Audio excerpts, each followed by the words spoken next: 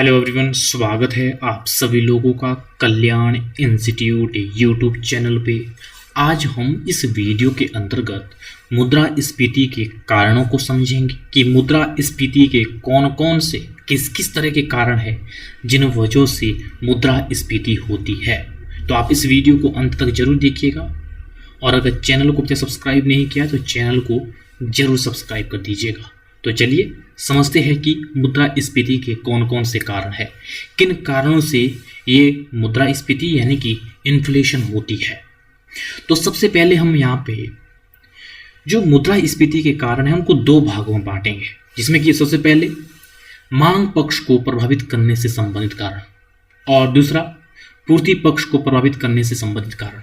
क्योंकि मांग और पूर्ति के द्वारा किस तरह से इन्फ्लेशन होती है, जब मांग अधिक होगी तो किस तरह से इन्फ्लेशन होगी, और जब पूर्ति कम होगी वस्तु और सेवाओं की तो भी इन्फ्लेशन होगा, तब भी कीमतें बढ़ेगी। तो यहाँ पे हम इन दो भागों में बांटेंगे कि मांग पक्ष को प्रभावित करने से संबंधित कारण और पूर्ति पक्ष को प्रभावित करने से संबंधित कारण, और इन सब के चलते इन्फ्लेशन होती है और ये इन्फ्लेशन के कारण है। तो सबसे पहले मांग पक्ष को प्रभावित करने से संबंधित कारण कि किस वजह से मांग पक्ष प्रभावित होता है। तो पहला कारण है मुद्रा पूर्ति में वृद्धि।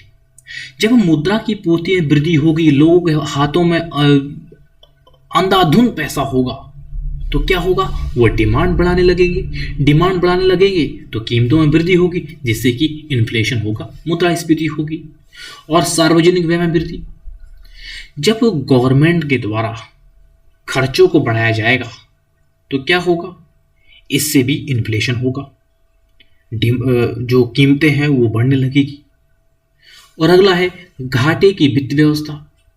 जब सरकार का जो आय है वो कम हो और व्यय ज़्यादा हो तो भी इन्फ्लेशन होता है। क्योंकि जब आय कम है सरकार की और उनका खर्चा अंधाधुंध है तो ऐसे में कीमतें बढ़ती है, तो वो भी इन्फ्लेशन का ये कारण होता है, घाटे की वित्त व्यवस्था। और निजी क्षेत्र का विस्तार, जब निजी क्षेत्र का विस्तार होता है, निजी क्षेत्र वो ग्रो करने लगता है तो कीमतें बढ़ने लगती है, जैसे कि इन्फ्लेशन स्वाभाविक वो बढ़ने लगेगी।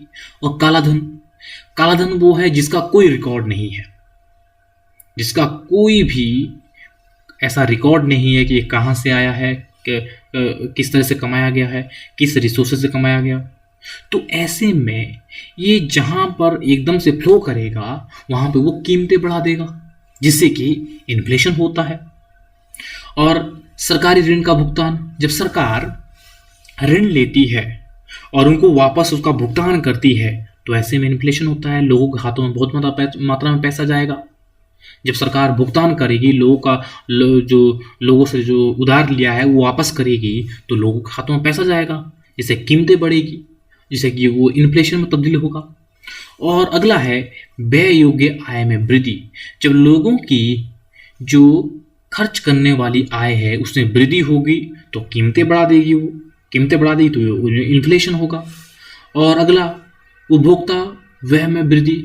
जब उपभोक्ता व्यय में वृद्धि होगी, लोगों के खर्च करने की आदतें में वृद्धि होगी, लोग खर्च करने लगेंगे अधिक मात्रा में, तो वो कीमतें बढ़ा देता है और अर्थव्यवस्था में वो इन्फ्लेशन का कारण बनता है।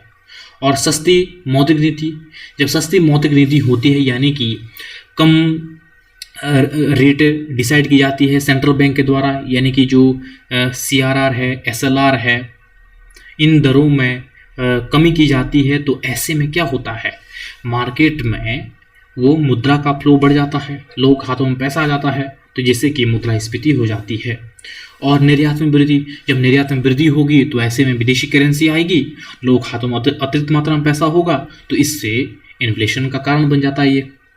तो अगला प्रकार है पूर्ति पक्ष को प्रभावित करने से संबंधित कारण, कि पूर्ति को कौन कौन से कारक प्रभावित करते हैं जिस वजह से इन्फ्लेशन आती है, जिसमें कि सबसे पहले है साधनों की कमी। जब साधनों की कमी होती है तो किस तरह से उत्पादन कम होगा, उत्पादन कम होगा तो ये जो डिमांड है अधिक है, तो डिमांड अधिक होने पर उत्पादन कम है, तो ऐसे में कीमतें बढ़ जाएगी जिससे कि इन्फ्लेशन का कारण बनेगा। और औद्योगिक झगड़े, जो औद्योगिक झगड़े हो गए, डिस्प्यूट हो गए, तो ऐसे में उत्पादन कम मात्रा में होगा जिससे कि वो डिमांड पूरी नहीं हो पाएगी। डिमांड पूरी नहीं हो पाएगी तो कीमतें बढ़ेगी जो इन्फ्लेशन का कारण बनती है। और प्राकृतिक संकट, जब प्राकृतिक संकट होगा तो किस तरह से उत्पादन प्रभावित होगा। उत्पादन जब प्रभावित होगा तो डिमांड अधिक होगी और कीमतें बढ़ने लगेगी। तो इस तरह से ये इन्फ्लेशन का एक कारण बनता है। जमाखोरी और चोर बाजारी, जब जमाखोरी लोग स्टॉक करने लगेंगे और चोर बाजारी होने लगेगी तो इस तरह से मार्केट में जो सप्लाई है वो कम होने लगेगी। सप्लाई कम होगी तो डिमांड बढ़ने लगेगी, तो डिमांड बढ़ने लगेगी तो कीमतें बढ़ेगी, कीमतें बढ़ेगी तो वो इन्फ्लेशन का कारण बनता है। तो इस तरह से ये मुद्रास्फीति के कारण है जिन वजहों से मुद्रास्फीति यानी कि इन्फ्लेशन होती है। तो इस तरह से आज की इस वीडियो के अंतर्गत हमने मुद्रास्फीति के कारणों को समझा कि ये क्या है, किस तरह से होते हैं, किस तरह से ये मुद्रास्फीति को एक कारण बन जाते हैं, किस तरह से इन कारणों की वजह से, इन रीजन्स की वजह से मुद्रास्फीति होती है, मार्केट में कीमतें बढ़ती है। तो मुझे उम्मीद है कि आपके लिए जो ये वीडियो है, ये वीडियो काफ़ी उपयोगी रहा होगा। और अगर चैनल को अभी तक सब्सक्राइब नहीं किया तो चैनल को जरूर सब्सक्राइब कर दीजिएगा और मुझे दीजिएगा इजाज़त। और आप सभी लोगों का बहुत बहुत शुक्रिया।